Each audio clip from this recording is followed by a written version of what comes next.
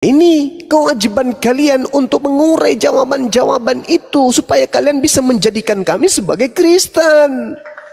Jangan malah di dalam hadis Bukhari dijelaskan begini, boleh menggauli binatang. Di dalam Al-Quran surah Al-Isra ayat 31 begini. Ngapain kau urusin itu lo? Kamu nggak dipaksa jadi Islam lo.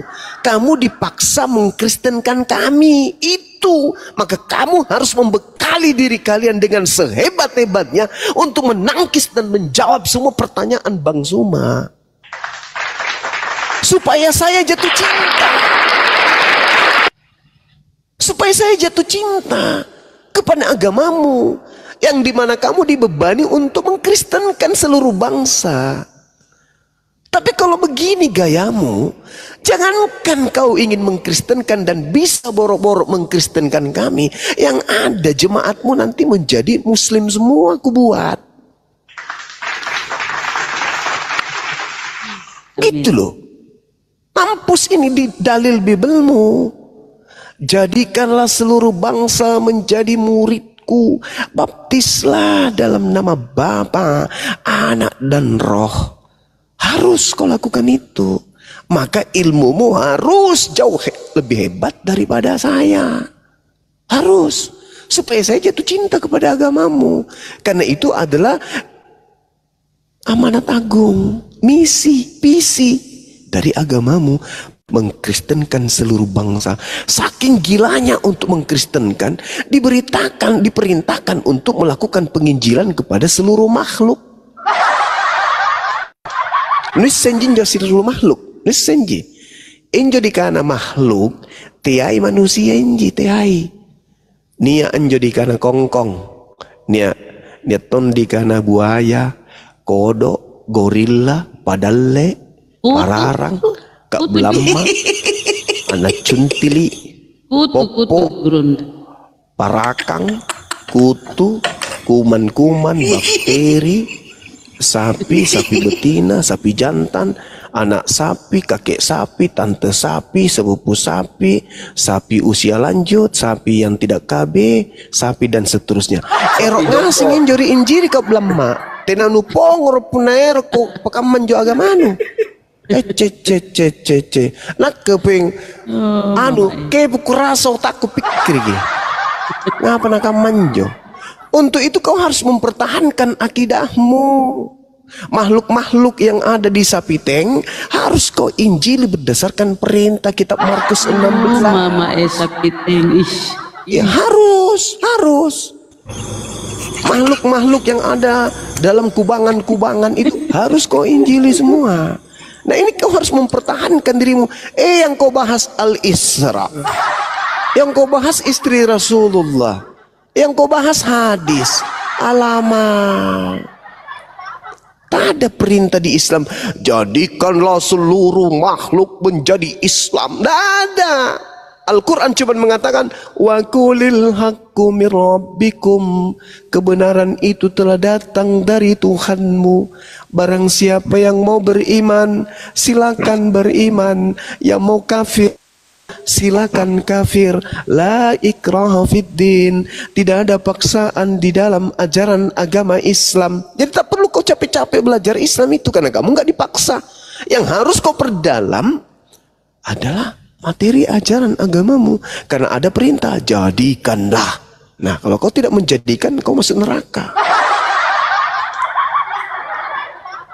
Ayolah saudara Kristen, pertanyaan saya ulang, dari mana Kristen ini mendapatkan pengajaran mempersembahkan manusia kepada setan?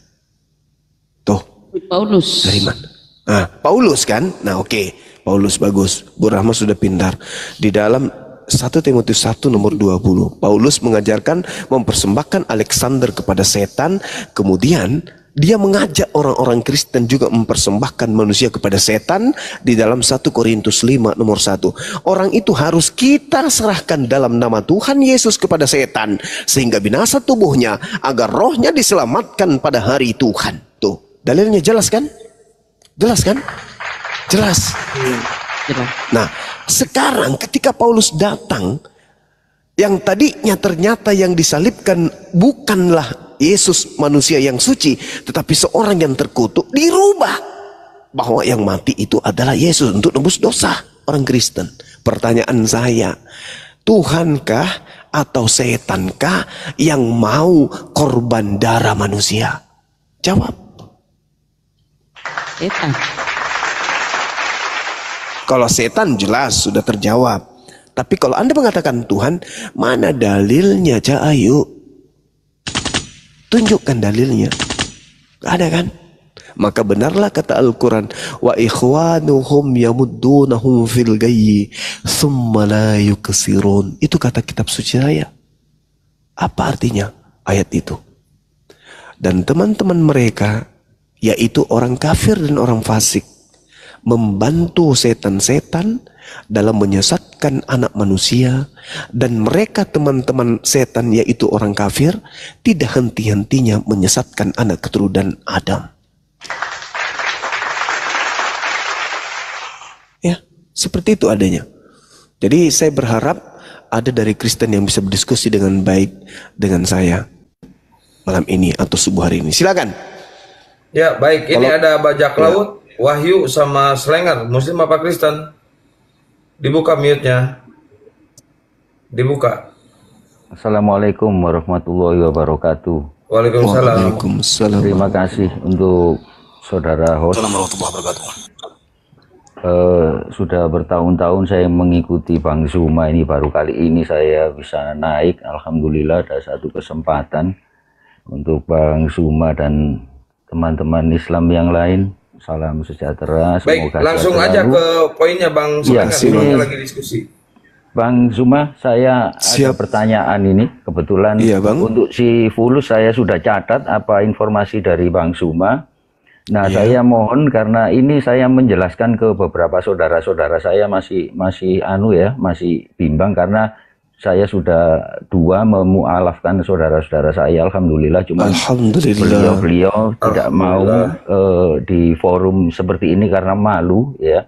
Nah, ini ada adinda saya di Vivi juga memantau pada saat ini. Mohon dijelaskan untuk Wahyu 51, gulungan kita bermaterai, kemudian Yesaya 29, 12:24 yang pernah dijelaskan Bang Zuma itu, kemudian hubungannya kan dengan Yohanes 16:7, Yohanes 14:16. Jadi mungkin kalau Bang Zuma yang menjelaskan mungkin lebih bisa mantap, bisa merasuk ke hati ya. Semoga bisa mendapatkan hidayah, juga bisa ikut menjadi mu'alaf. Harapan saya seperti itu. Terima kasih untuk semuanya. Monggo kalau diturunkan salam dari Surabaya. Terima kasih Bang Zuma untuk host. Terima kasih. Assalamualaikum warahmatullahi wabarakatuh. Waalaikumsalam warahmatullahi wabarakatuh. Ya, jadi betul, menarik ya. Yesaya 29 itu kita nggak perlu menguraikan. Kita hanya bertanya aja kepada saudara Kristen. Ketika dikatakan apabila kitab itu diberikan kepada seorang yang tidak membaca, yang tidak dapat membaca, dengan berkata, bacalah atau ikra, maka ia menjawab, aku tidak dapat membaca. Tolong, ini nubuah. Apabila artinya sesuatu yang akan terjadi.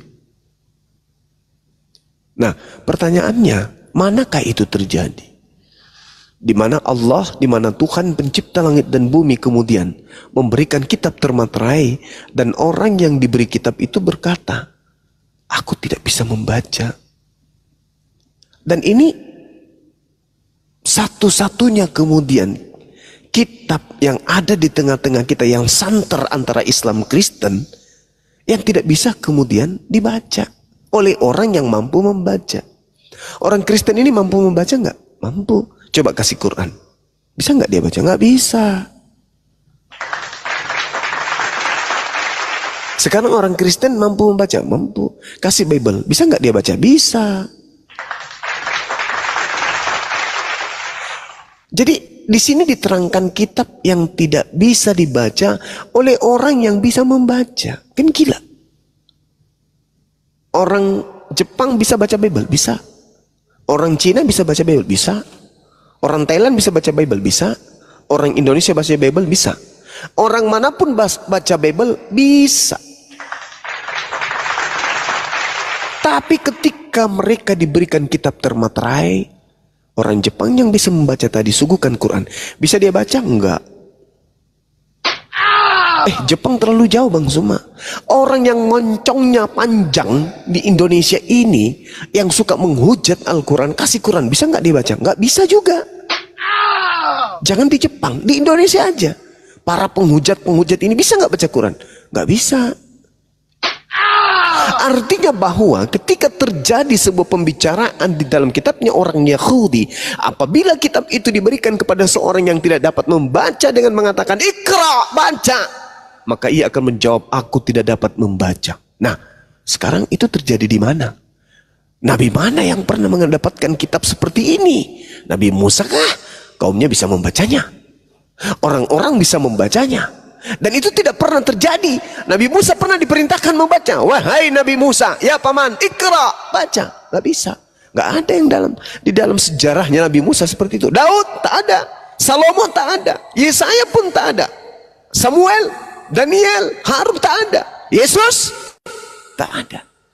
Tapi kalau kepada baginda Rasulullah Muhammad SAW, Iqra bismi rabbikal ladzi khalaqa khalaqal insana min 'alaq. Iqra wa rabbukal akram alladzi 'allama bil qalami 'allamal insana ma lam ya'lam. Kalla innal insana la yatagha ar-ra'ahu istaghna inna ila rabbika ruj'a ara'aita alladhi yanha 'abdan idha shalla ara'aita in kana 'alal huda aw amara bit taqwa ara'aita in kazzaba wa tawalla alam ya'lam bi anna Allah yara kalla.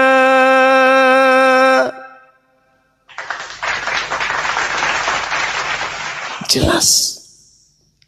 Ada yang selain daripada Nabi Muhammad? Tak ada. Subhanallah. Begitu juga kalau ada yang diterangkan di dalam kitab Wahyu berapa tadi? Kitab Wahyu 5, data nomor 1. Aku melihat di tangan kanan dia yang duduk di atas takhta sebuah gulungan kitab yang ditulisi di sebelah dalam dan di sebelah luar dan dimaterai dengan 7 materai. Itu juga tak ada. Nggak ada juga.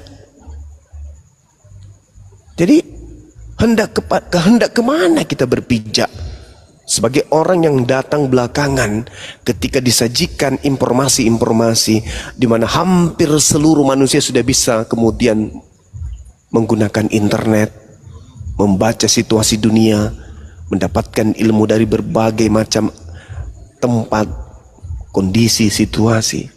Masa masih mau memperbodoh diri? Masih mau memelihara kebencian? Setelah Islam datang kemudian memberikan, menguraikan, menjelaskan tentang kebenaran itu, masih mau juga memperbodoh diri.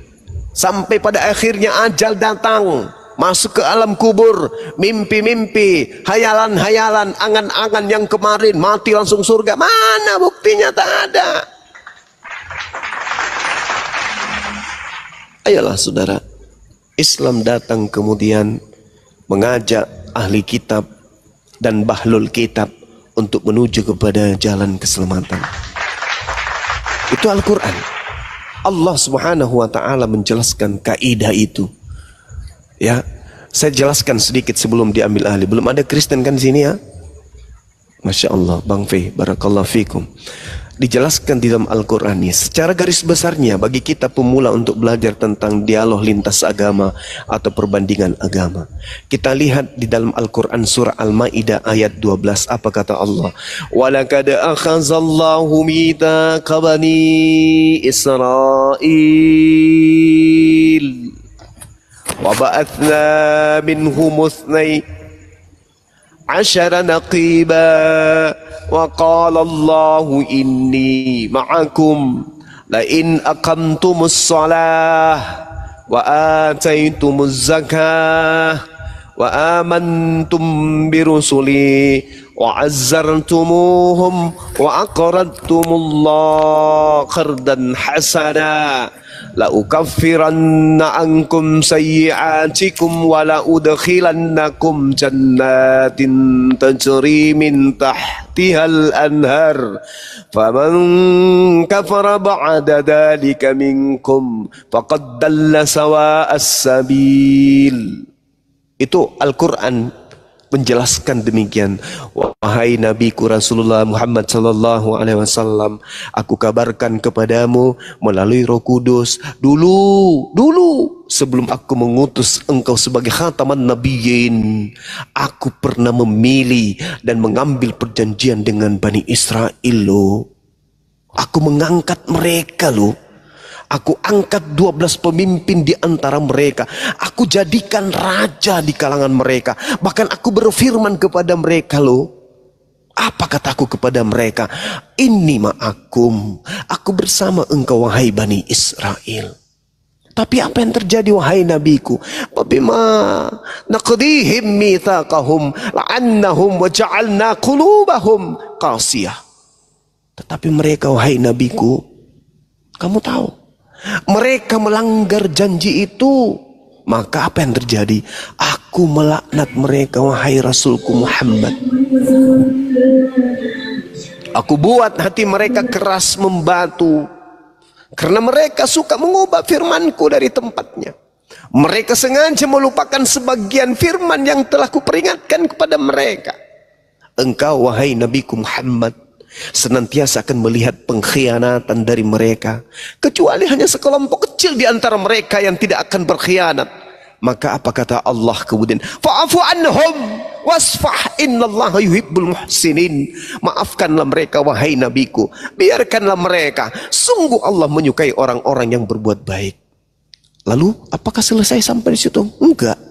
Allah kemudian mengatakan, wa minal ladzina qalu inna nasara akhazna mitsaqahum fanasu hazzam mimma zukkiru bih. Wahai nabiku, ketahuilah, di antara orang-orang yang mengatakan kami ini Nasara, kami telah mengambil perjanjian mereka, tetapi mereka kemudian melupakan sebagian pesan yang telah diperingatkan kepada mereka.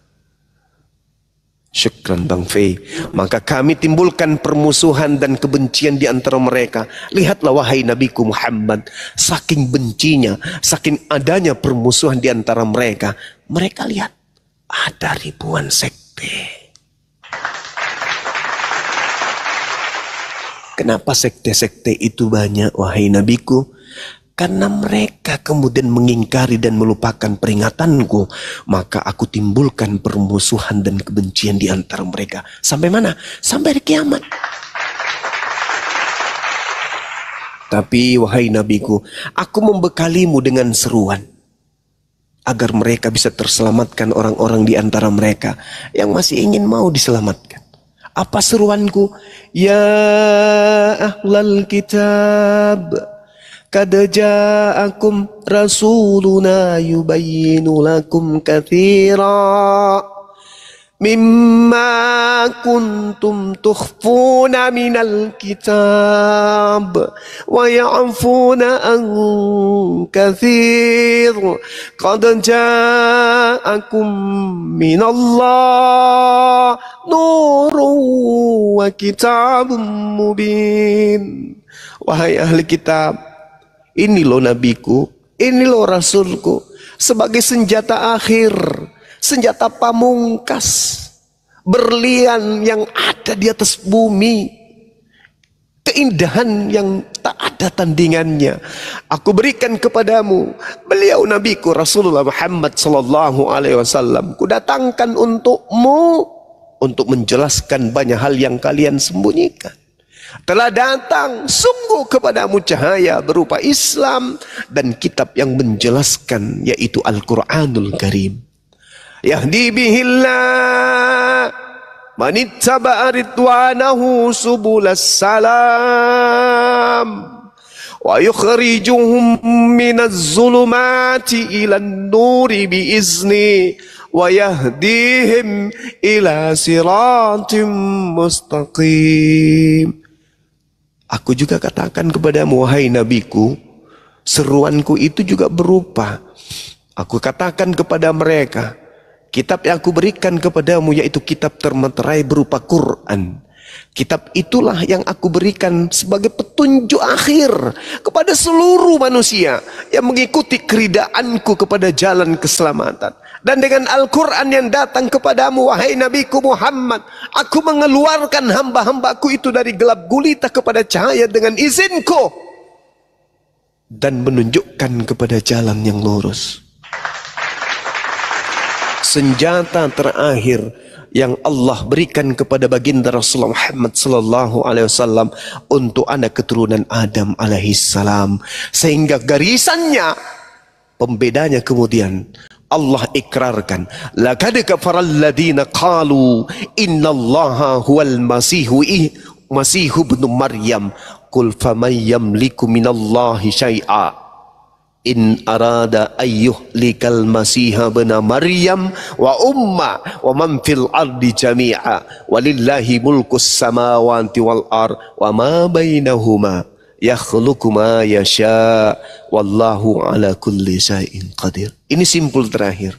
Apa kata Allah? Sungguh ketika kemudian datang seruanku kepada nabiku Muhammad berupa jalan keselamatan dengan mengendarai Islam dengan kendaraan yang bernama Al-Quran, lalu mereka kemudian mengatakan sesuatu perkataan tentang Isa Al-Masih yang terkait dengan Allah. Apa kata Allah? Sungguh telah kafir orang-orang yang berkata sesungguhnya pencipta langit dan bumi adalah Al-Masih putra Maryam. Kul, katakanlah wahai nabiku Muhammad, siapakah yang dapat menghalang-halangi Allah? Aku, jika aku hendak membinasakan Al-Masih putra Maryam beserta ibunya dan seluruh manusia yang ada di atas muka bumi, dan milik akulah kerajaan langit dan bumi dan apa yang ada di antara keduanya. Aku menciptakan apa yang aku kehendaki dan aku maha kuasa atas segala sesuatu.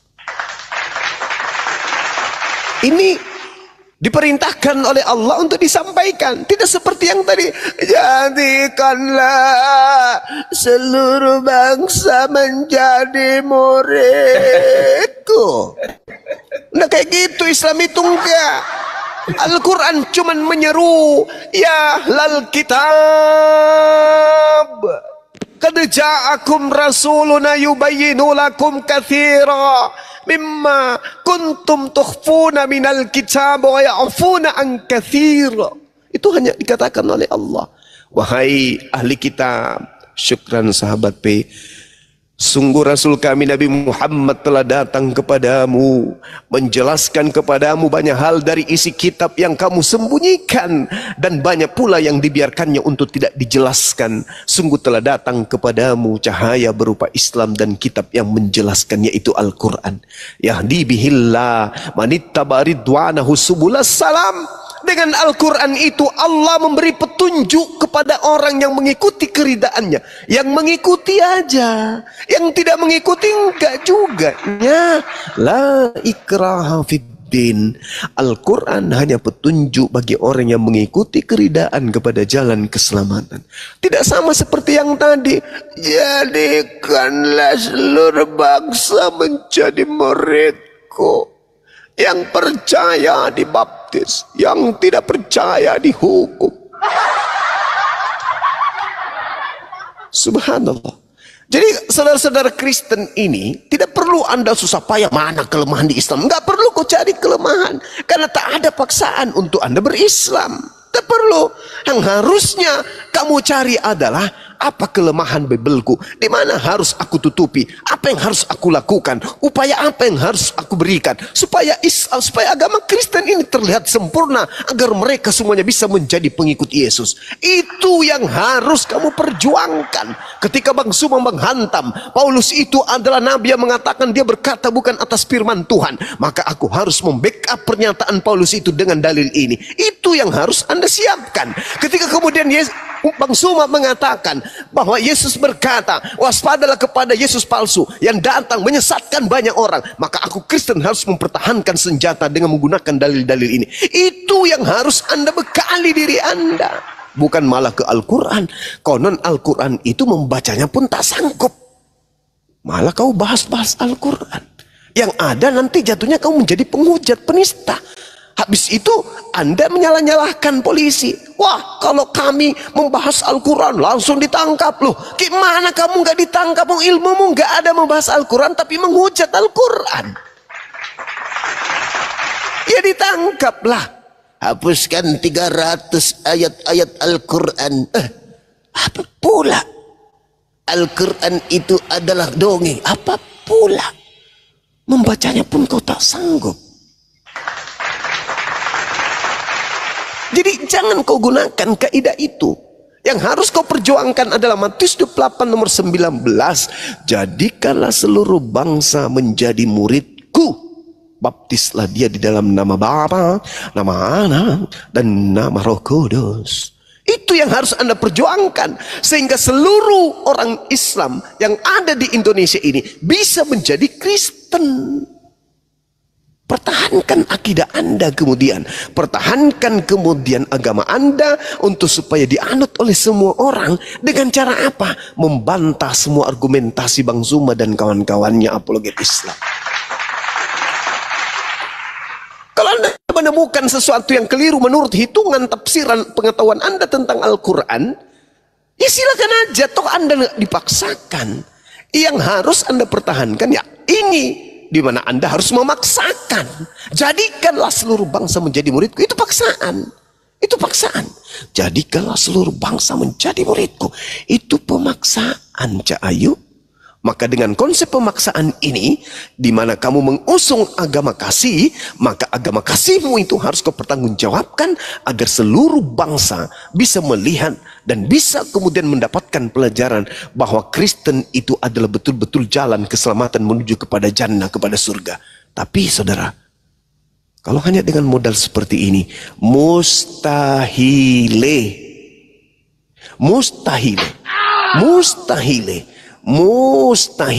kau bisa menjadikan seluruh bangsa menjadi Kristen. Kenapa?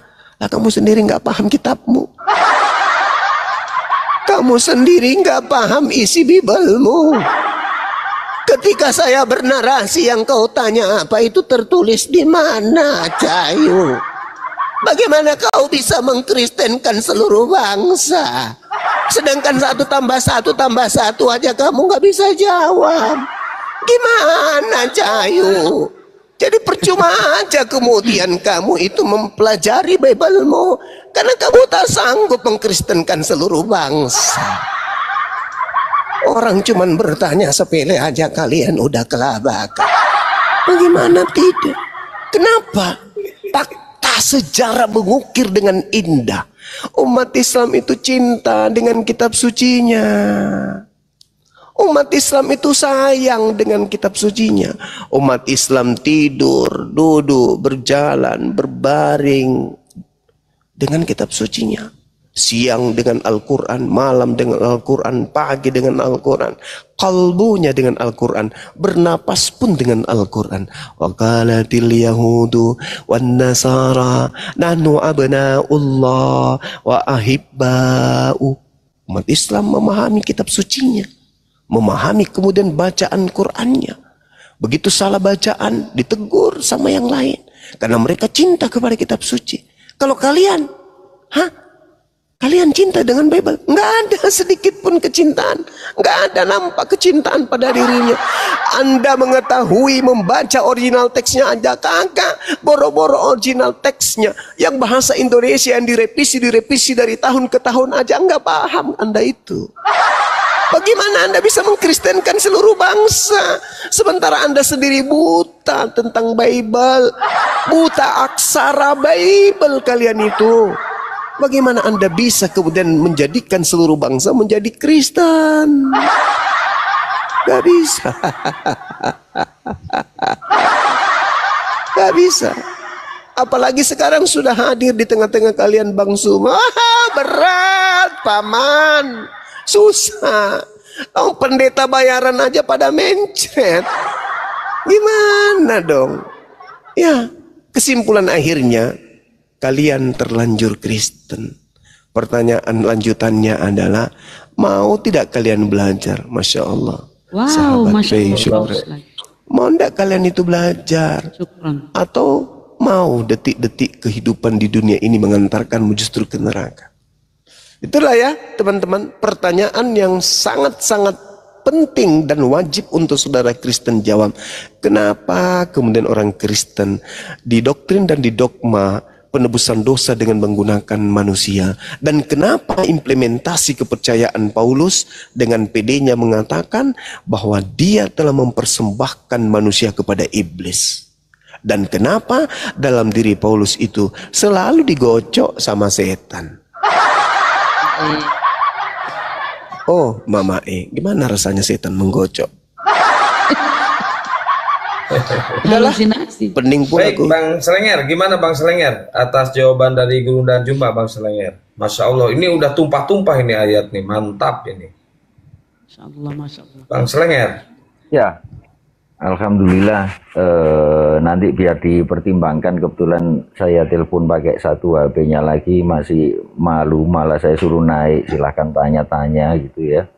Tapi insya Allah nanti pasti akan direnungkan kembali karena sudah mendekati kira-kira sudah 75% lah. Soalnya kalau soal si fulus kan sering saya bahas, saya hafal banget itu apa yang disampaikan Bang Suma, selalu saya catat. Bang Abu Yastrong, Mbak Natalia, Uni Riva, semua saya ikuti. Bang Darpo kalau pagi saya ikuti semua, jadi saya banyak menambah ilmu, saya bisa membantu untuk menjelaskan kepada saudara-saudara saya. Kebetulan banyak sekali saudara-saudara saya yang Katolik, terutama bukan Protestan di Katolik. Ada Protestan beberapa, cuman yang terbanyak dari Katolik. Demikian, semoga puas. Nanti akan saya kontak lagi. Satu ketika mungkin juga bisa live juga. Saya sedikit saya bujuk, karena apa yang jadi keraguan mungkin bisa ditanyakan sama yang ahlinya, karena saya sendiri kan kurang ahli dalam hal ini. Demikian untuk Bang Host dan Bang Suma, terima kasih banyak, sehat selalu. Semoga Allah betul-betul melimpahkan rahmat buat semua Bang Suma dan teman-teman. Jadi tetap semangat, sehat selalu. Insya Allah ini amat sangat berguna sekali. Saya bersyukur dengan adanya saudara-saudara kita dari Apologet Islam yang banyak sekali membantu mencerahkan saudara-saudara kita dari kaum Nasrani. Demikian, terima kasih atas penjelasannya. Silakan saya diturunkan aja, mungkin menemui tempat di sini ya, biar ada saudara kita yang naik dari non-muslim. Demikian, terima kasih. Assalamualaikum warahmatullahi wabarakatuh. Baik, terima kasih. Terima kasih. Sekali lagi saya ingatkan, bagi kalian yang menuhankan daki Firaun, jangan coba-coba dongeng atau cerita kartun. Bantah dengan data-datamu yang tersusun agar kau tidak depresi lambat laun. Untuk penyembah roh kardus Indomie yang menuhankan anak domba, kalau cuma doktrin dan dogma, Tuhan dikonsep menjelma jadi manusia, lalu lengkarnasi, teofani seperti amuba, mending kau tuhankan saja si Kribo Saibaba. Segala firman dan data Gurunda Zuma sudah bacakan, tapi Anda masih saja memutarbalikkan, ketampol dengan kenyataan. Satu pertanyaan yang ditanyakan, tapi 11 jawaban yang kau lontarkan. Itu pun salah semua. Gurunda Zuma Akademis Islam Mendunia, Kaisar Nero sang legenda pewarta, beradab ilmu penuh dengan karisma. Kalian kalau hanya naik menghujat dan menghina, kupastikan kau berserak berak celana. Pohonlah kapas lima purut, anaklah itik pulang berendam. Kalaulah Oten tak mau menurut, hadiah kekal di neraka jahanam. Jadi merasa berilmu dan akademis, boleh kau naik penuh dengan optimis. Tapi jika kenyataannya kau nangis, kupastikan kau tidak bisa pipis. Diam kau, diam, berisik. Sekali lagi ya, saya ingatkan ya. Sekali lagi, diskusi di atas jangan terlalu bego. Seperti ayam sakit lagi berkokok. Nangis, mencret, bubuk dan mogok-mogok, terkena tampol, masih mau kau datang besok. Sekian, terima kasih, stay tune. Itu ada yang bagus. Itu Oten menuhankan daki Firaun ya. Masya Allah. Betul, betul. dan mengimani empat orang itu anak-anak pinggiran bakwan semua itu. Kurang ajar mereka, nggak sadar. Tak sapa dulu mau Ki. Apa sih? Ini oten semua yang naik ini. Oten semua Bu. Ya, aku mau bertanya kepada Juma ini. Apa kau bertanya apa? Kau bertanya apa? Silahkan. Oh sebentar kau ditanya, jangan kabur ya. Iya. Oh enggak, aku tidak pernah. Kalian yang pernah kick aku keluar. Oh pernah ya. Oh Udah pernah. lama, biarin udah lama sama Gurunda. Gurunda izin ya. Aku tidak mau melawan siapa-siapa. Ya Gurunda. Juma. Belum bagus. Sekarang aku mau tanya, kamu bisa jawab nggak pertanyaan?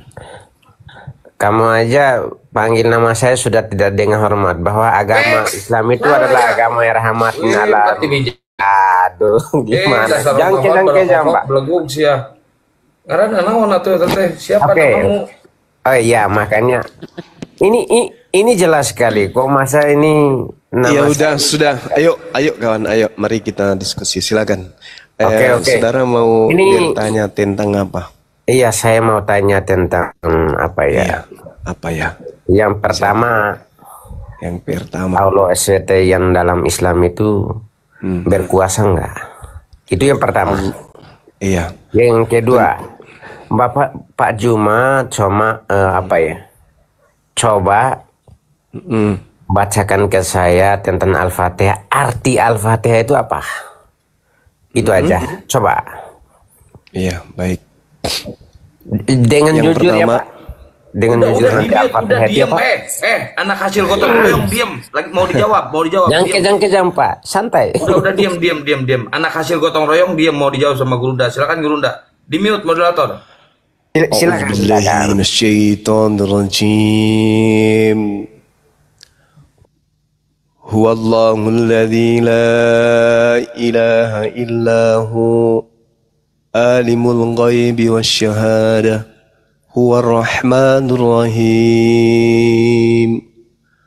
Huwallahul ladzi la ilaha Bapak pakai bahasa Indonesia, aku tadi tanya pakai bahasa Indonesia loh. Al-Malikul Quddus Salamul Mu'minul Muhaiminul Azizul Jabbarul Mutakabbir.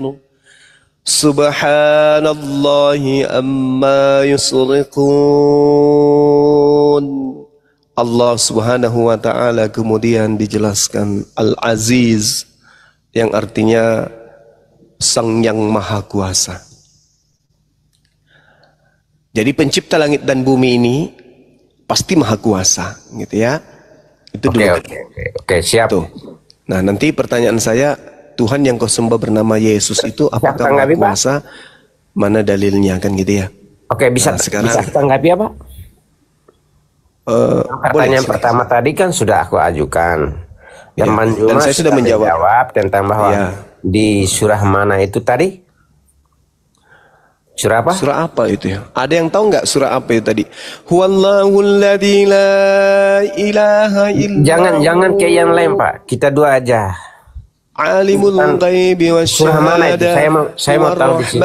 Rahim. Surah apa? Al-Hasyr katanya. Aduh, masa katanya sih gimana ini? Huwallahul ladzi la ilaha illahu al-malikul quddus salamul mu'minul muhaiminul adidul jabbarul mutakabbir. Subhanallahi amma yusrikun. Masya Allah. Bang Pei. Itu saya sudah bacakan ayatnya ya. Nah sekarang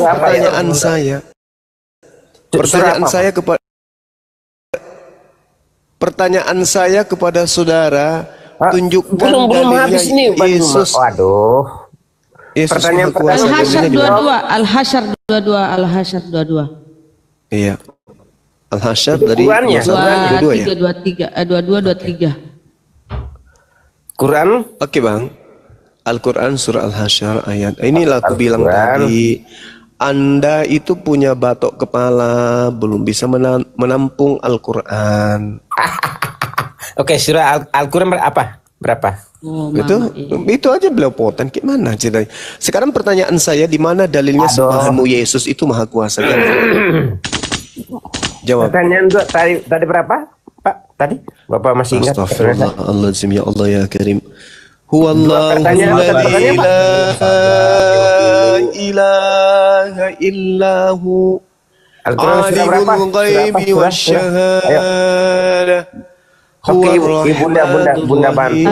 Sabar dulu, sabar dibacakan. Huwallahu alladzi la ilaha illahu al-malikul quddusus salamul mu'minul muhaiminul azizul jabbarul mutakabbir subhanallahi amma yusyrikun. Allah Al-Hasyr 22. sembahan umat Islam maha kuasa. Nah sekarang pertanyaan saya, Oke. sembahanmu jangan Bisa saya tanggapi, Bang Banjuma? jangan oke. Pertanyaan saya Bisa saya kepadamu, tanggapi? sebelum Anda menanggapi, Aku saya kan bisa bertanya dulu dong. bertanya. Saya bertanya dulu, di mana di Ini dalam namanya. Oke, pertanyaan saya lanjut ke pertanyaan saya dua, Pak. pertanyaan saya, di mana di dalam Ya, dua, Bible Yesus dua. sembahanmu disebut maha kuasa, disebut Yang kedua tadi saya disebut maha kuasa. Silakan.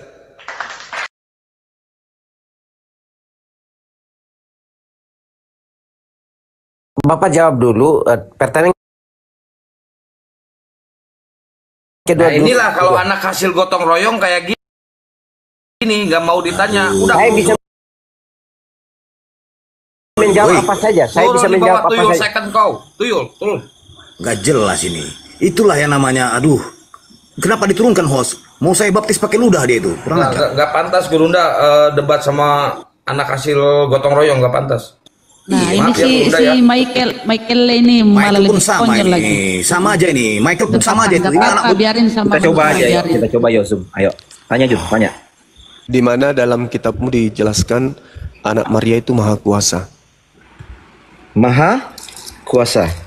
Ya. Oke. Berarti dia sang penguasa. Ya. Saya tanya di mana? Iya benar nggak? dalilnya? Maha kuasa itu sang penguasa bukan? Di mana dalil? Iya ada dalilnya. Saya tanya. Silakan. Ya baik. Oke. Ya. Ini sebenarnya pertanyaan yang mudah dijawab Mas. Gitu. Tapi kita harus sepakat dulu bahwa yang dijawab kok dimatiin. Sabar dong. Ya. Ini belum dikasih dalilnya. Bang, tolong dong kasih tahu teman-temannya supaya bisa. Dalil. Iya. Dalilnya di mana? Iya, Yesus mau kasih maha dalilnya. kuasa. Di mana? Silakan. Ya, ya gini. Di dalam Matius, ya, catat ya, supaya kau bisa bantah.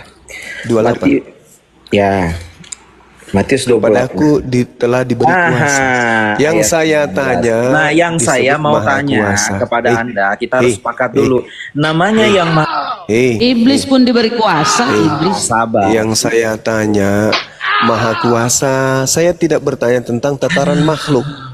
Saya Sekarang saya bertanya tanya. tataran Tuhan. Yang saya tanya maha kuasa. Kok kamu nggak malu sih? Kepada aku telah diberi kuasa. Lah, yang saya tanya yang maha kuasa kok diberi kuasa?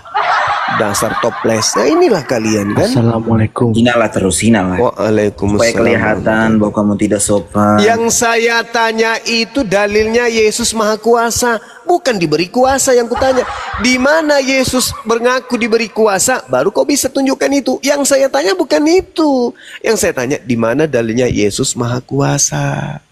Ya. Itu loh. Sudah? Nah, silakan. Baik.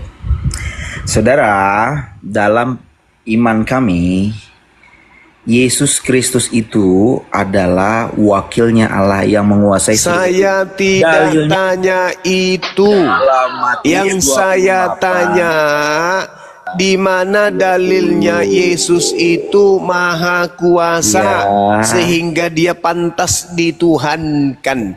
Kalau hanya diberi kuasa, iblis pun betul Hanya, kata Bunda kau bilang Rahma. hanya. Dia Iblis diberi kuasa pun atas- bisa atas diberi surga dan kuasa. bumi. Atas surga dan bumi, saudara, bukan hanya diberi kuasa Segala pada kuasa bumi. Baca. telah diserahkan kepadaku, itu kata iblis.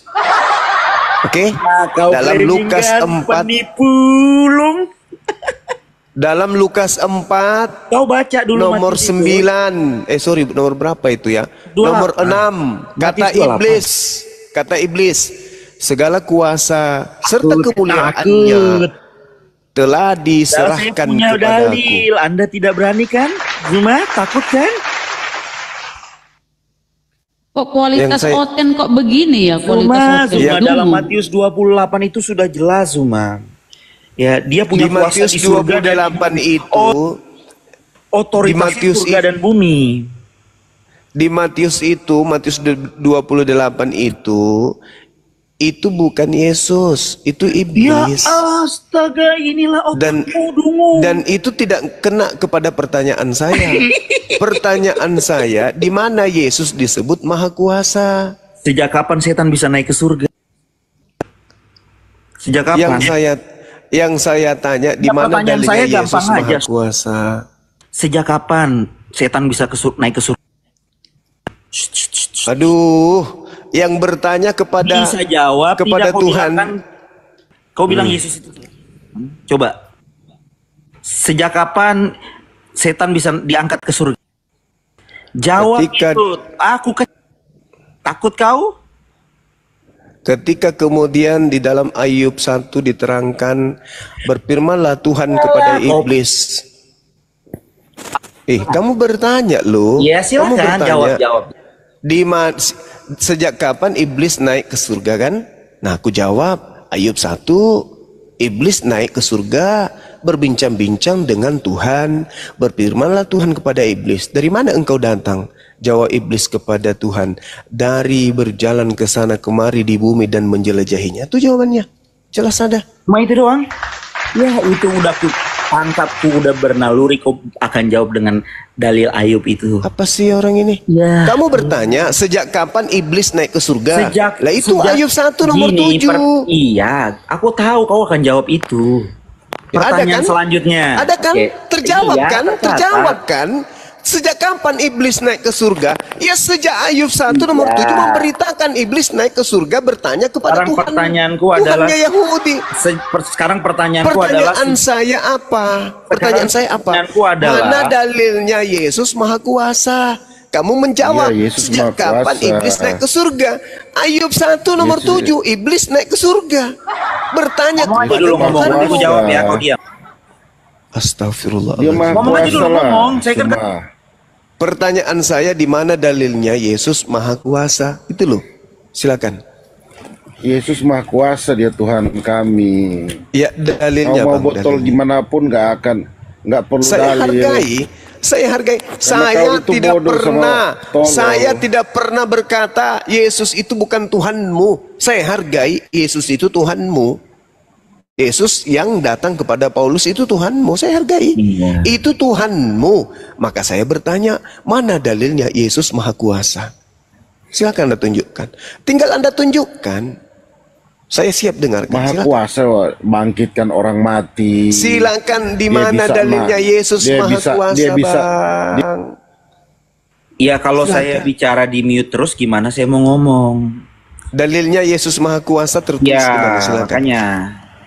Suma babi, kalau kau tuh kalau mau ngomong, kalau mau duel, jangan mute-mute perkataan orang. Kapir, turun kau minum ergot kau di bawah Janganlah ya. kau selalu Buat minuman begitu. ergot kau minum aku. Turun minum ergot biar kau kenyang. Aduh. Argot disuruh minum. Kenapa naik lagi itu anak bocoran kondom itu satu itu? Aduh, parah. Ayo saudara, mana Yesus Tuhanmu itu yang roh makhluk goib itu Maha Kuasa itu di mana tertulis? Yohanes 14 ayat 1 sampai 3. Oke, kita baca ya.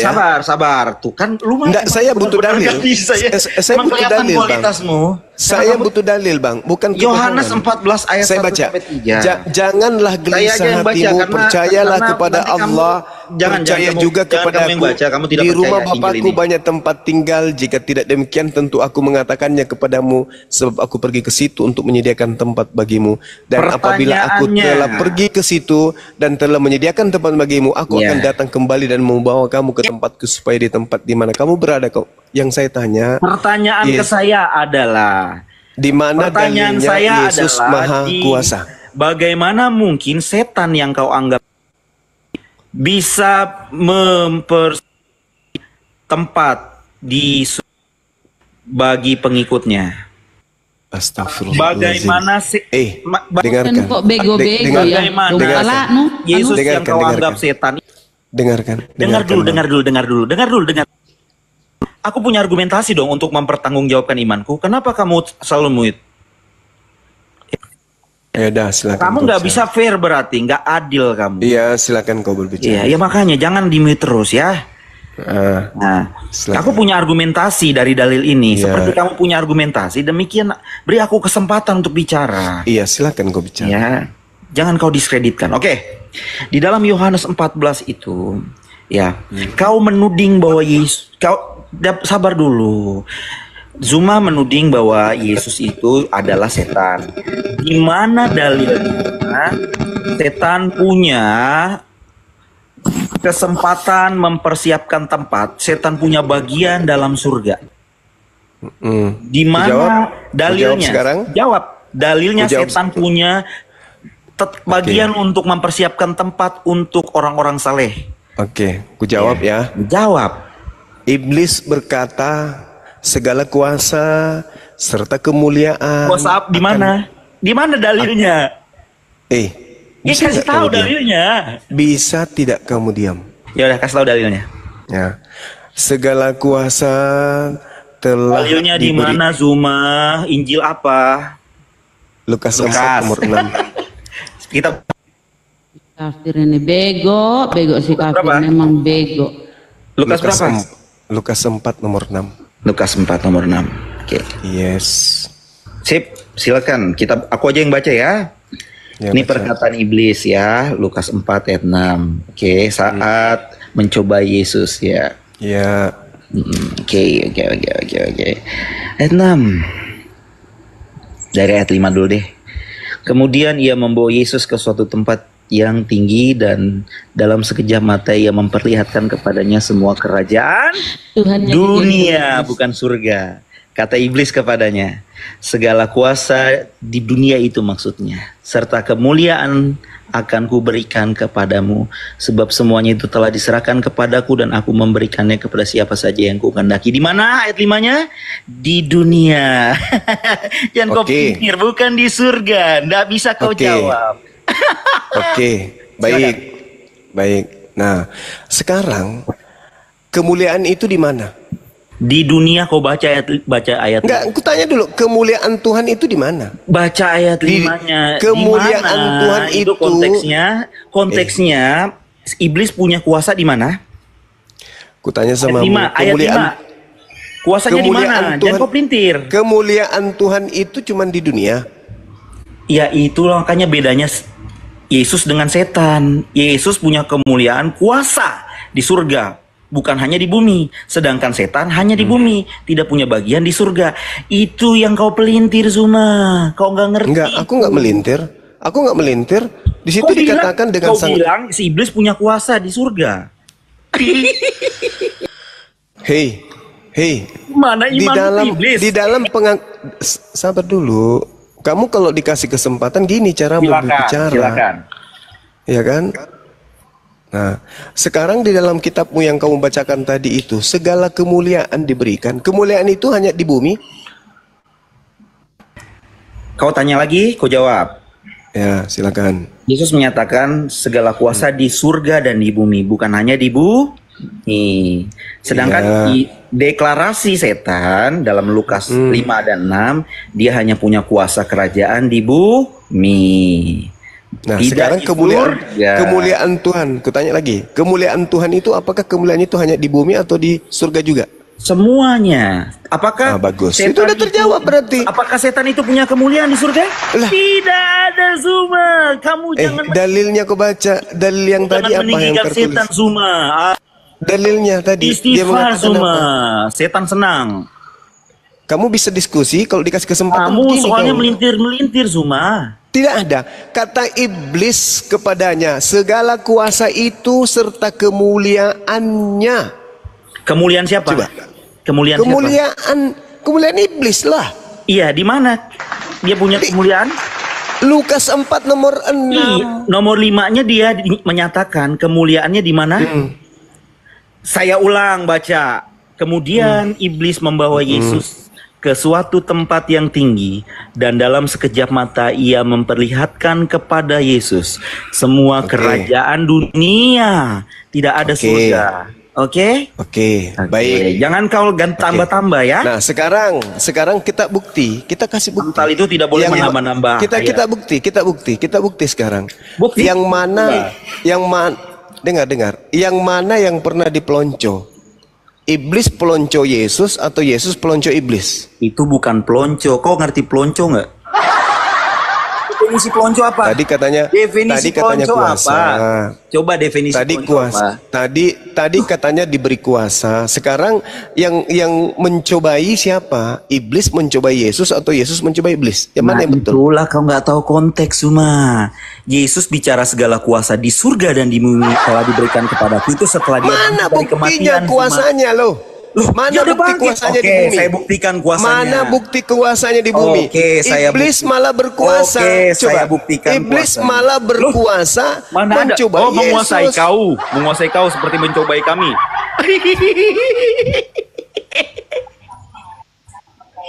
Yang saya tahu iblis mencobai Yesus. Kau pakai ayat firman seperti yang dinyatakan oleh iblis ini. Kau boleh besar mulut. Ini kan iblis menggunakan ayat di dalam perjanjian lama. Yesus diberi kuasa, bla bla bla bla bla bla dan seterusnya.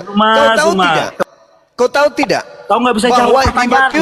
Bahwa yang di Matius 28 itu bukan Yesus. Matius 28 itu bukan Yesus, itu iblis yang mengaku Yesus. Buktikan, Zuma. Saya buktikan. Oke. Mana dalilnya? Saya buktikan. Yohanes 17 nomor 8. Segala firman yang engkau berikan kepadaku telah aku sampaikan kepada mereka. Pertanyaan saya, Matius 28, kepadaku telah diberi kuasa baik di langit maupun di bumi. Apakah Yesus pernah ucapkan sebelum dia keluar dari kubur? 17 ayat 8. Oke, kita baca ya pelan-pelan. Ya, silakan. Konteksnya supaya kita tahu ya. Kita cacah nih. Oke, Yohanes 17 ayat 8. Kita mulai dari ayat 6-nya deh. Aku telah menyatakan namamu. Mulai dari nomor 1 juga, nggak apa-apa. Iya, tunggu sebentar sayang. Oke. Dasar. Gila. Ya, aku harus menyayangi engkau yang tersesat. Udah homreng, kau diam. Dengar dari suaramu kau itu suka sama jenis. Pemfitnah. Suaramu ketahuan. Udah kau di bawah, penyembah korek kuping. Suaramu itu ketahuan lo itu suaramu. Mau kesembunyikan bagaimanapun ketahuan kalau kau itu suka sama jenis. Homreng. Timpa. Dengarkan ya, Mbak Lona. Lanjut. Teman-teman sekalian, dengarkan. Matius 28 itu bukan Yesus. Kuncinya di mana? Yohanes 17 nomor 8. Segala firman yang engkau berikan kepadaku telah aku sampaikan. Segala firman yang Yesus sampaikan tak ada itu kepadaku telah diberikan kuasa baik dia. Tidak ada itu ucapan. Itu ucapan tambahan. Siapa yang keluar dari kubur dan berkata demikian? Itu sudah pasti bukan Yesus. Sedangkan pertanyaan saya, di mana Yesus berkata kepadaku telah diberi kuasa? Di mana Yesus berkata aku maha kuasa? Tak ada. Tidak ada Yesus berkata aku maha kuasa. Di mana ucapan Yesus aku maha kuasa? Nggak ada. Malah dia melarikan ke Matius 28 tadi. Matius 28 itu diberi kuasa. Siapa yang diberi kuasa? Bukan Yesus, tapi iblis. Jadi belum terjawab ya teman-teman. Tidak ada dalilnya di dalam kitabnya orang Kristen Yesus maha kuasa. Itu tak ada. Kalau Tuhannya orang Yahudi, jelas banyak di dalam kitabnya. Misalnya Kejadian 28. Di situ dikatakan Allah yang maha kuasa. Kemudian di Kejadian 35 nomor 11, akulah Allah yang maha kuasa. Keluaran berapa lagi? Keluaran 6 nomor 3. Aku telah menampakkan diri kepada Abraham, Ishak dan Yakub sebagai Allah yang Maha Kuasa. Kemudian di Bilangan 11:23, aku Allah yang Maha Kuasa. Ulangan 10 nomor 17, Tuhan Allah Maha Kuasa. Itu ya, jadi Tuhan Maha Kuasa, Allah Maha Kuasa, itu jelas. Yang saya tanya pernyataan yang sama di dalam kitabnya Kristen, Yesus Maha Kuasa. Enggak ada. Justru yang ditunjukkan iblis, kepada aku telah diberi kuasa baik di langit maupun di bumi. Itu iblis itu bukan Yesus. Demikian.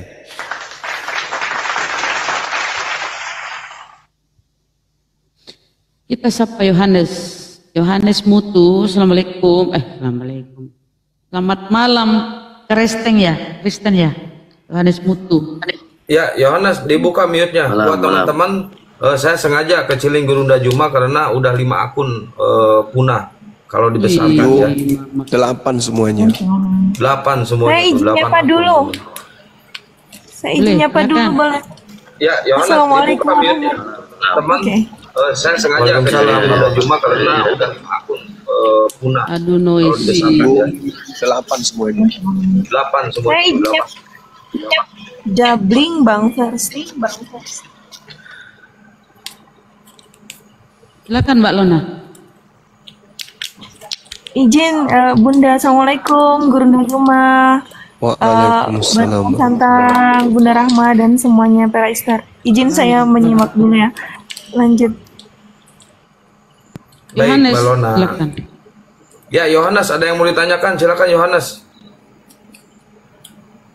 Enggak, yang tadi ngapa diturunin Bang Michelan tadi? Karena dia karena tahu ngeyel. bego. Nggak bisa jawab, cuma banyak ngomong. Karena ngeyel. Gurunda Juma itu tidak pantas debat dengan anak hasil gotong royong. Sekarang lu mau tanya, silakan.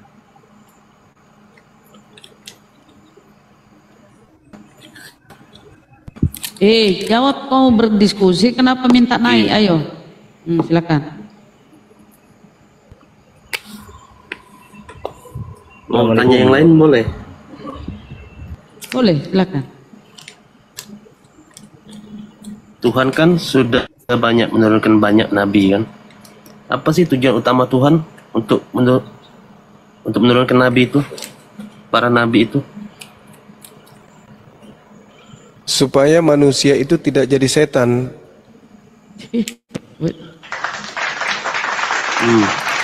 Cobalah kalian itu.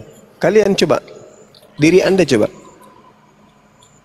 Karena tidak ada nabi yang diutus kepada Kristen, kalian kayak setan kan? Coba. Iyalah. Iblis ketika Adam alaihissalam diperintahkan jangan makan buah. Iblisnya datang makan buah. Yahudi ketika diajarkan jangan makan babi. Iblisnya makan babi. Jadi iblis itu selalu melanggar perintah Tuhan. Apa yang diperintahkan oleh Nabi itu ditolak oleh iblis. Bukan hanya sekedar menolak, tetapi iblis mengajarkan manusia untuk ikutan menolak apa yang diperintahkan Tuhan melalui para nabi. Lihat agamamu, Bung. Lihat agamamu. Siapa yang memerintahkan menyembah Yesus? Tuhan? Bukan. Siapa yang memerintahkan sekolah minggu, ibadah minggu? Tuhan? Bukan. Siapa yang memerintahkan kemudian ke gereja? Tuhan? Bukan. Siapa yang memerintahkan makan babi? Tuhan? Bukan. Siapa yang memerintahkan tidak bersunat? Tuhan? Bukan. Lalu siapa yang memerintahkan kalian melanggar perintah-perintah Tuhan? Iblis. Untuk itulah Nabi Muhammad sallallahu alaihi wasallam diutus untuk kemudian mengusir pengikut-pengikut iblis ini agar mereka kemudian bisa menyadari kesesatan yang mereka alami selama ini. Demikian. Syukuran, Bu. Oke. Tuhan kan maha besar ya. Bisa membolak-balikkan hati manusia, bisa menyadarkan manusia. Kenapa enggak Tuhan saja yang menyadarkan manusia itu? Kenapa harus menyuruh nabi, para nabi? Bukan begitu. Bukan begitu namanya. Kalau itu yang Anda pertanyakan, Tuhan itu maha mengetahui.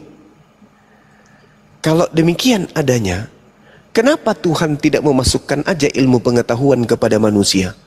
Kenapa manusia harus belajar? Tuhan itu maha kaya. Kalau demikian, kenapa Tuhan tidak memberikan aja rezeki semuanya kepada manusia? Kenapa manusia harus bersusah payah mencari rezeki?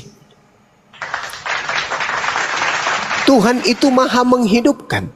Kalau demikian, kenapa harus mematikan? Kenapa enggak dihidupkan aja terus manusia selama-lamanya? Jadi pertanyaanmu itu pertanyaan orang jahil. Oke? Tuhan itu maha kuasa. Saking kuasanya Tuhan, Tuhan mengatur segala sesuatu ciptaannya itu, termasuk diutusnya para nabi. Makanya manusia dibekali dengan akal. Itu untuk apa akal diberi kepada manusia? Untuk supaya agar manusia ini bisa menjadi pemimpin di atas muka bumi. Kalau manusia tidak diberi akal, bagaimana bisa jadi pemimpin? Maka berterima kasihlah kepada Nabi Adam. Bukan malah menganggap Nabi Adam itu mewariskan kutuk kepada kita. Enggak. Adam mewariskan ilmu pengetahuan kepada umat manusia. Itu yang betul. Jadi kita berutang kepada Nabi Adam. Kita berutang budi kepada Nabi Adam. Maka kita harus membayar utang budi kita kepada Nabi Adam dengan cara apa? Dengan melawan iblis yang menjatuhkan Adam alaihissalam. Iblis bersumpah akan menjatuhkan seluruh anak Adam. Jangan permalukan Nabi Adam dengan Anda mengikuti iblis. Tapi lawan iblis itu untuk demi mengangkat harkat martabat Nabi Adam alaihissalam di hadapan Tuhan. Gitu. Jadi jangan malah kau ikuti maunya iblis. Kau ikuti maunya iblis, itu sama halnya kau merendahkan Nabi Adam alaihissalam. Dan memang betul terbukti dengan kau menjadi Kristen, kau merendahkan Nabi Adam. Dengan Adam kemudian maka dosa masuk ke dalam bumi. Roma 5 nomor 12. Itu ajaran iblis itu. Adam itu adalah makhluk suci. Itu Adam. Sehingga keturunannya pun adalah makhluk suci. Yang membuatnya najis adalah Anda sendiri. Dilarang makan babi, Anda makan. Dilarang makan anjing, Anda makan. Anda yang menajiskan diri Anda, bukan Adam alaihissalam. Jangan dituduh Nabi Adamnya. Begitu saudara. Silakan. Syukran sahabat yang lain. Silakan Yohanes, Pak Yohanes. Ya, syukran Bang Pai. Bang Hadi, assalamualaikum. Waalaikumsalam warahmatullahi wabarakatuh. Gua nggak pakai mic ini, kedengeran nggak? Bagus. Yohanes, jawab, tanggapi Bang. Ini sebenarnya Yohanes ini udah dalam keadaan galau berat. Kenapa bisa galau gitu? Dia udah menyadari bahwa selama dia beragama Kristen itu langkahnya nggak jelas gitu, mau ke kiri nggak ada perintah, mau ke kanan nabrak, mau mundur jatuh, mau maju ketubruk, di tengah-tengah kena pusaran angin. Ya udah, akal pakai, segera kembali ke jalan yang benar. Gitu Bro Yohanes. Tawaran gue nih yang terakhir nih, jangan sampai ini besok nih gue nggak tawarin lagi. Lanjut. Nah. Gimana sekarang? Mau melangkah maju apa mundur?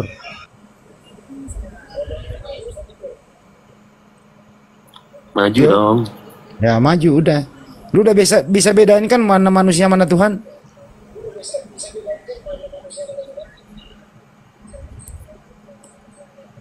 Yo.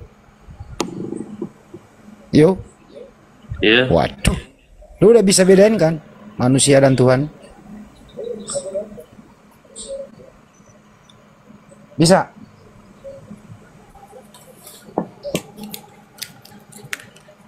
Ya, enggak saya mumet. Gimana ini Mbak Yuma nggak ada respon? Dia takut disunat, Bang Andi. Pergi lagi, nggak bener nih, gue baru ngomong sejenak pergi, nggak bener lu. Takut disunat. Iya. Sebenarnya mereka udah tahu kebenaran, cuman mereka kudu terlanjur cinta dengan babi. Kita sapa Oten Aris apa setelah kau nyimak mana dia? Cinta dunia. Kok Kristen kan Aris? Ya Kristen saya, silakan. Silakan tanggap itu pertanyaan tadi dari ya sedikit saya cuma menanggapi dari pernyataan oleh si Juma. Saya bukan sekali, 2 kali atau 3 kali atau 100 kali mempertontonkan live-nya Juma ini setiap debat. Jelas-jelas bila mana perdebatannya antara Juma baik dengan RK atau yang lain-lain lah yang Kristen, bila mana saya pertontonkan, Jumanya tidak pernah konsekuensi, tidak profesional. Ya, saya orang awam juga, saya tidak belum paham apa-apa, tapi saya bisa memahami dan menyimak. Yang pertama, ya selalu membawa kebenaran dari imannya sendiri. Tapi saya selama masih hidup di dunia ini, mujizat yang nyata dari agama Anda itu belum pernah saya sekalipun saya lihat, nggak ada. Itu aja. Mujizat dari agama Anda tidak ada. Izin dikit, Balona moderatorin, mungkin teman-teman yang di bawah belum tahu siapa Balona. Kalau Bang Juma cuma banyak bacot dan congor, itu aja. Nggak jauh-jauh, saya orang awam aja bisa menilai yang mana yang benar, yang mana yang nggak benar gitu. Modal bacotnya si Juma ini, sudah lah Juma. RK aja disuruh jawab, disuruh tanggapi, bukan disuruh curhat. Ku curhat. Kenapa ku curhat? Kenapa ini si Haris ini? Bang Aris, udah berhentilah. Kalau nyari pansos. Jangan dibawa Bro agama. Aris, izin boleh? Boleh diskusinya kita fokus ke konteks saja, ke konteks ya, daripada ad hominem atau menyerang pribadi ya. Fokus, mungkin ada materi atau ada topik yang ingin dibahas dengan Guru Ndazuma, silakan. Tapi mohon untuk ya. Haris, turun aja kau turun. Gimana sih Haris? Turun aja kau. Gimana sih Haris mau diskusi? Yang dia omongin dia sendiri nggak ngerti apa yang dia omongin. Nggak ngerti apa yang diomongin dia. Kalian itu yang nggak ngerti. Pagoda kuhatam. Kalian merasa mendahului isi rumah orang lain daripada yang punya rumah. Paham nggak? Inilah bodat ini. Inilah bodat. Inilah namanya bodat. Orang lain tanpa permisi, tanpa izin. Dan lebih tahu kalian itu inilah kayak bodat, inilah bodat daripada yang punya rumah. Inilah yang dinamakan bodat itu, bertamu tapi kayak gini dia. Emosi kok bodat. Berkata-kata kok seperti jangan diturunin, gak ada mainan. Oh, diturunin. Jadi gini Riz, ada seorang gila memiliki mobil, memiliki rumah, memiliki tanah dan lain-lain. Yang tahu tentang rumah, tentang tanah, tentang mobil milik orang gila ini hanya orang waras. Gitu. Kaulah si gila itu. Kau punya Bible, tapi kamu nggak paham Bible. Kami yang waras inilah yang paham. Gitu loh, sederhananya itu. Orang gila memiliki mobil, rumah dan seterusnya. Tapi orang gila ini nggak pernah sadar tentang mobilnya, tentang rumahnya. Yang bisa menjelaskan tentang rumahnya si gila dan mobilnya si gila hanya orang waras. Gitu loh. Pahami itu dulu. Apakah orang Kristen paham Bible? Enggak.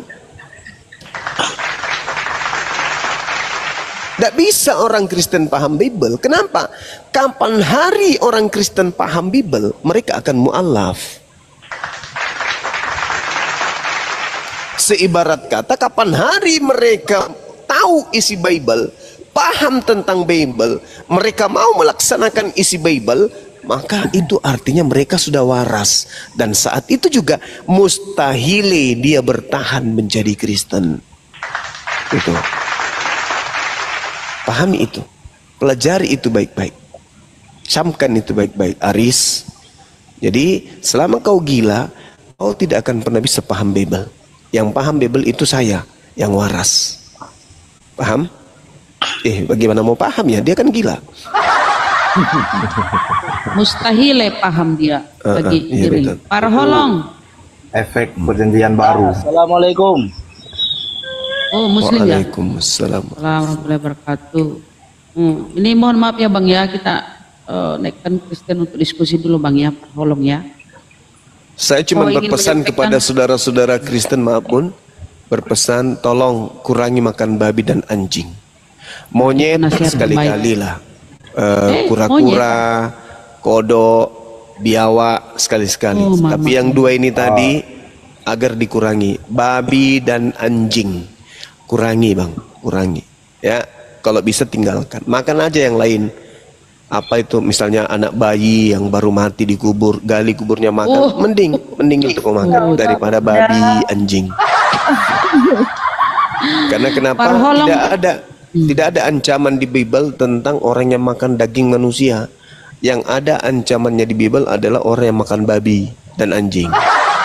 Gitu. Dibakar dia, dihanguskan. Betul. Yesaya 66. Parholong, apa yang disampaikan Bang? Setengah menit silakan mau diskusi. Nah, begini izin dulu Kak ya. Kalau lihat dari Bang Juma ini sebenarnya saya juga mualaf sebenarnya. Cuman kalau melihat dari Bang Juma ini nggak cocok. Apapun yang dilakukan mereka itu nggak cocok. Biarkan aja mereka lakukan, masing-masing kok pahala kita. Kalau Masing-masing. begitu turun aja Bang ya, kita nggak butuh nasihatmu ya. Oh, Mama pandai kali kau bernasihat ya. Teman-teman, kalau naik kalian. Kenapa pula kau parholong-holong, kau pura-pura Dengar. Yang naik itu jangan yang sok-sok gadis, perasaan sempit ya. Yang naik itu yang berakal, yang mau diskusi dengan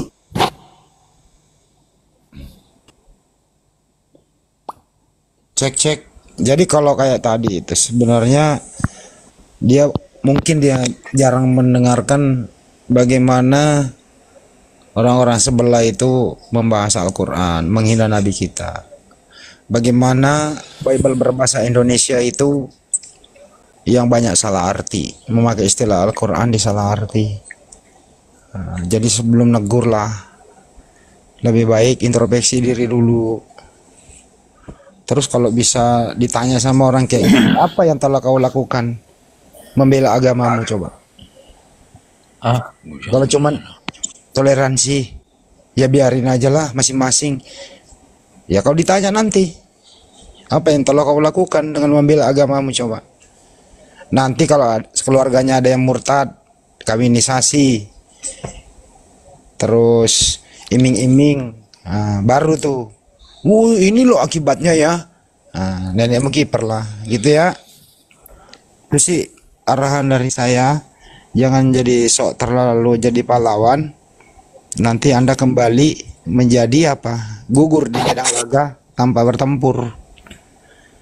Gitu ya, Bunda Rama yang lain-lain. Lanjut lagi, gue lagi menikmati udara segar di Pantai Losari nih. Wih, di Pantai. Oh, keren. Aris, Bunda, tolong Bang Aris jangan naik curhat lagi ya, dong. diskusi ya Aris ya. Silakan kau diskusi, jangan lagi curhat. Saya sih mau diskusi dengan tenang, slow, santai gitu. Cuman takutnya saya nanti main laporan. Kalau kau menghujat, kalau kau menyampaikan sesuatu harus berdalil data. Katakan menghujat, memang itulah kalian. Kalau nggak ada data namanya kau menghujat itu. Ayo diskusi. Iya, yang kayak manapun kekalahan kalian berdebat nanti dengan saya. Kau tendang lagi ke neraka kau kalau Jangan dulu. ngomong. Jangan. Gak usah dilawan-lawan, Bunda. Orang gila ini ngapain dilawan? Biarkan aja dia ngomong. Gila yang punya agama bisa mengatakan orang gila. Yang mana ya, iman yang kau pelajari itu? Lah, orang gila itu kalau dikatakan ini adalah seekor sapi, jelas-jelas sapi, tapi dibilang ini ayam. Itu orang gila itu. Sama yang kau alami. Yesus itu jelas-jelas manusia, kau bilang Tuhan, ya gila lah. Masa bukan gila itu namanya? Maria melahirkan apa rupanya menurutmu? Coba. Coba uji, kamu gila atau tidak? Coba. Maria melahirkan apa? Bingung. Syukran Bang P. Sekarang saya tanya, Maria melahirkan apa?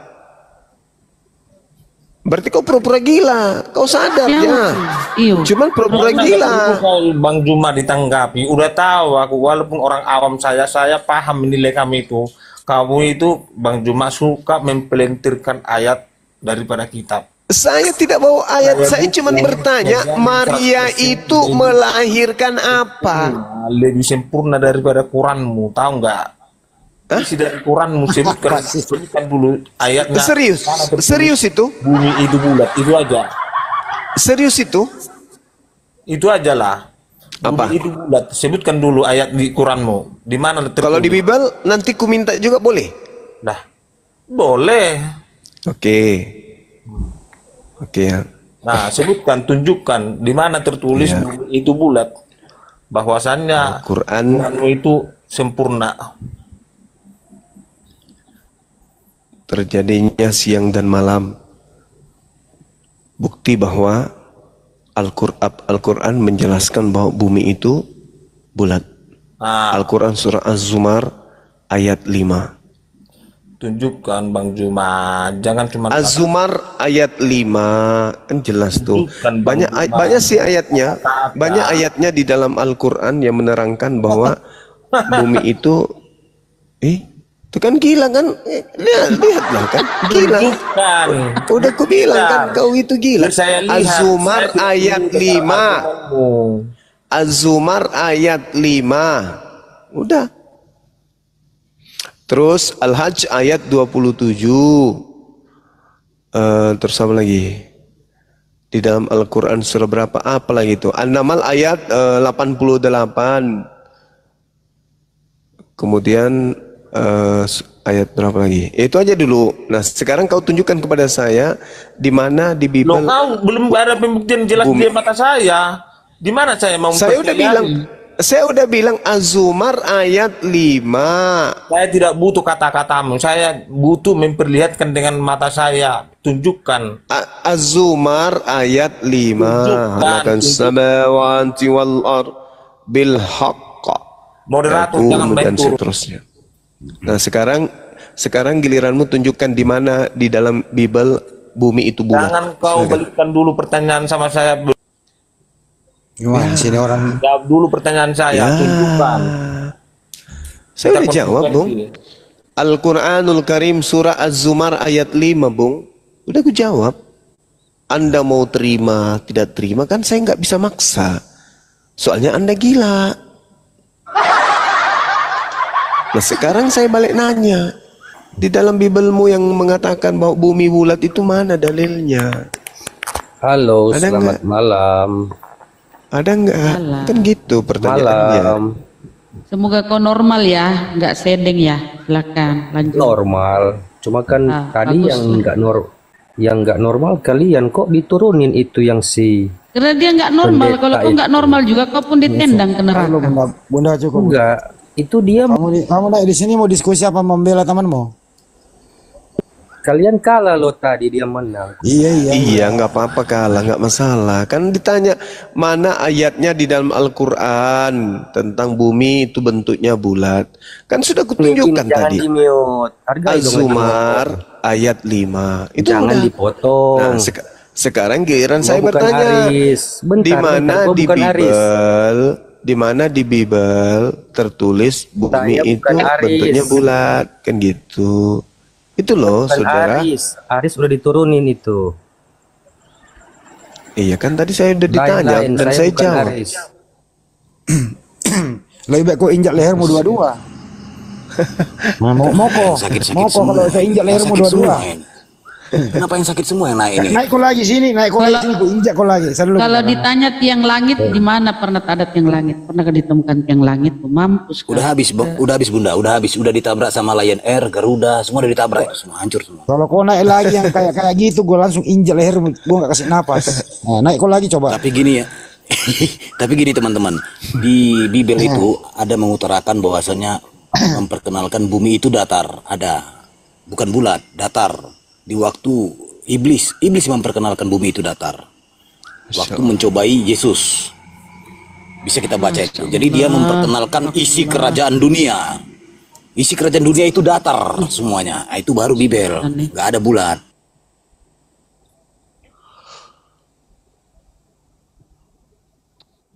Bumi datar. Gimana itu bumi datar ya? Buktinya kalau di Bible itu bumi itu bulat, ya waktu Tuhannya nih dibawa oleh iblis ke gunung yang tinggi.